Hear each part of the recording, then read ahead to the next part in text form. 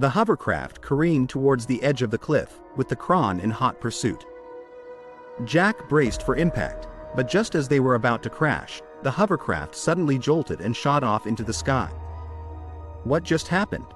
Sarah asked, staring at the controls in amazement. Xander grinned. "I have a secret," he said, patting the hovercraft's console.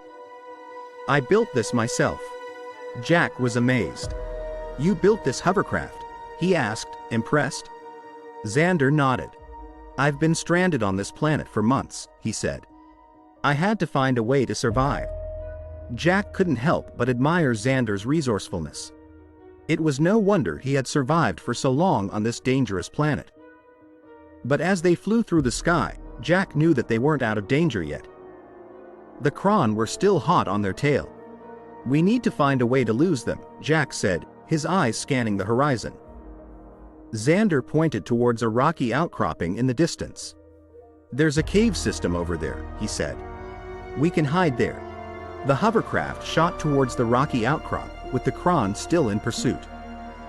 But just as they were about to be caught, Xander swerved sharply, causing the Kraan to crash into each other. "That was close," Sarah said, breathing a sigh of relief. As they entered the cave system, they could hear the Kraan roaring in frustration behind them. But for now, they were safe. As they explored the caves, Xander showed them the various traps he had set up to protect himself from the Kraan. He had built a series of makeshift weapons, including spears and slingshots, and had even constructed a makeshift shelter from the rocks. Jack was amazed at Xander's ingenuity. He knew that they were lucky to have him on their side. But as they rested in the shelter, Jack couldn't help but wonder what the Kraan were after. Why were they attacking this planet? Xander looked at him, sensing his curiosity. "The Kraan are after something very valuable," he said. "Something that could change the course of history." "What is it?" Sarah asked, leaning forward. Xander hesitated, then spoke in a hushed voice. "It's a rare mineral, one that has the power to control time itself." Jack was stunned. "You mean to tell me that this planet is home to a substance that can control time?"